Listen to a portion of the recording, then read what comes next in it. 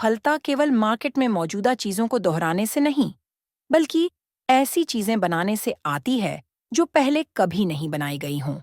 यह पुस्तक उन लोगों के लिए है जो नवाचार और प्रौद्योगिकी में कुछ नया करना चाहते हैं। इस पुस्तक में लेखक ने यह बताया है कि कैसे हम कुछ नया, शून्य से एक, कर सकते हैं, बजाय इसके कि हम पहले से मौजूद चीजों की नकल करें। 1 से N।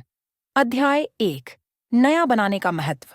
थिएल का कहना है कि असली सफलता तब मिलती है जब हम कुछ नया करते हैं, यानी 0 to 1 की दिशा में बढ़ते हैं। यदि हम जो पहले से है उसे केवल दोहराते हैं, 1 से N, तो हम कभी कुछ नया नहीं बनाएंगे। वह मानते हैं कि नकल करने से कंपनियां तो बन सकती हैं, लेकिन क्रांतिकारी बदलाव तब तक नहीं आएंगे जब तक हम नए दृष्टिकोण से चीजों को न देखें। अध्याय 2, प्रौद्योगिकी और भविष्य की दिशा। थिएल का मानना है कि भविष्य की दिशा केवल मौजूदा तकनीकों को बेहतर बनाने से नहीं, बल्कि नई और उन्नत तकनीकों को विकसित करने से तय होगी। उन्होंने प्रौद्योगिकी के विकास को न केवल तकनीकी दृष्टिकोण से, बल्कि सामाजिक और आर्थिक दृष्टिकोण से भी देखा है।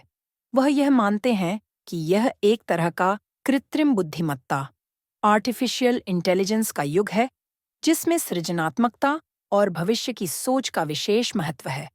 अध्याय 3, एक अच्छा व्यापार मॉडल बनाना। थिएल के अनुसार एक सफल व्यवसाय तभी बनता है जब उसके पास एक मजबूत और मौलिक व्यापार मॉडल हो। वह मानते हैं कि छोटे या सामान्य व्यापार मॉडल की तुलना में, जिनमें नई सोच और अलग दृष्टिकोण की आवश्यकता होती है, उनका व्यापार ज्यादा सफल होता है। उदाहरण के लिए, पेपाल का उदाहरण देते हुए वह बताते हैं कि कैसे उन्होंने एक नई और आसान डिजिटल भुगतान प्रणाली बनाई, जिससे यह सिर्फ एक भुगतान कंपनी नहीं, बल्कि एक क्रांतिकारी नवाचार बन गई। अध्याय 4, प्रतिस्पर्धा से बचें। थिएल का कहना है कि प्रतिस्पर्धा से बचने का तरीका यही है कि आप कुछ ऐसा बनाएं जिसे कोई और नहीं बना सकता। उदाहरण के लिए, गूगल ने एक अद्वितीय सर्च इंजन बनाया और फेसबुक ने एक सोशल नेटवर्किंग प्लेटफॉर्म को इस तरह से डिजाइन किया कि वह दूसरों से बहुत अलग था। वह इस बात को सुदृढ़ करते हैं कि जब आप प्रतिस्पर्धा के बजाय खुद को एक अलग श्रेणी में रखते हैं, तो आपकी संभावना के तौर पर विकास अधिक होता है। अध्याय 5, महान संस्थापक और टीम बनाना। एक सफल व्यवसाय का निर्माण केवल एक व्यक्ति से नहीं होता। इसके लिए एक महान संस्थापक और एक मजबूत टीम की आवश्यकता होती है। थिएल के अनुसार संस्थापक की भूमिका केवल विचारों का निर्माण करना नहीं होती, बल्कि टीम को सही दिशा में मार्गदर्शन देना और सुनिश्चित करना होता है कि हर कोई एक ही लक्ष्य की ओर काम कर रहा हो। वह इस बात पर जोर देते हैं कि संस्थापक और टीम के बीच सहयोग और समझ होना चाहिए। अध्याय 6, दीर्घकालिक सोच का महत्व। थिएल के अनुसार जो कंपनियां दीर्घकालिक दृष्टिकोण से काम करती हैं, वे ज्यादा सफल होती हैं। वह मानते हैं कि छोटे लक्ष्य और तात्कालिक लाभ की बजाय बड़े लक्ष्य तय करने चाहिए।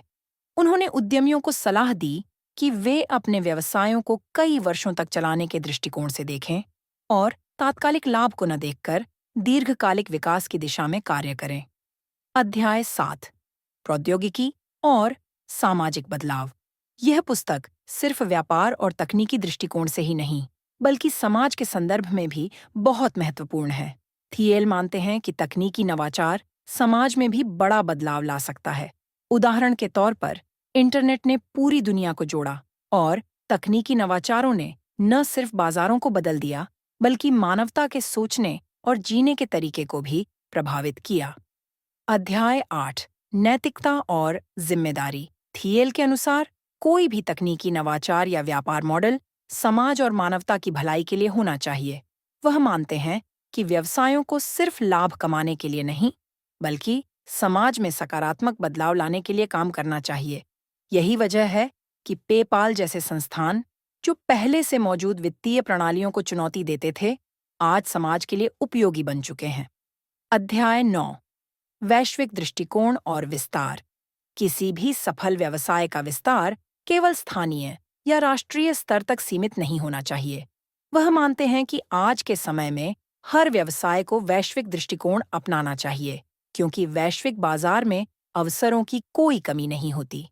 पेपे, टेस्ला और स्पेसएक्स के जैसे उद्यमों ने यही किया और वैश्विक स्तर पर अपने उत्पादों और सेवाओं का विस्तार किया। अध्याय 10। निरंतर विकास की आवश्यकता। नवाचार कभी रुकता नहीं है और न ही व्यवसाय को रुकने देना चाहिए। किसी भी सफल कंपनी के लिए निरंतर विकास जरूरी है। वह यह मानते हैं कि यदि आप एक बार सफलता प्राप्त कर चुके हैं, तो इसका मतलब यह नहीं है कि अब आपकी यात्रा समाप्त हो गई। आपको निरंतर अपने उत्पाद और सेवाओं में सुधार करना होता है, ताकि आप अपने प्रतिस्पर्धियों से आगे रह सकें और बाजार में अपनी पकड़ बनाए रख सकें।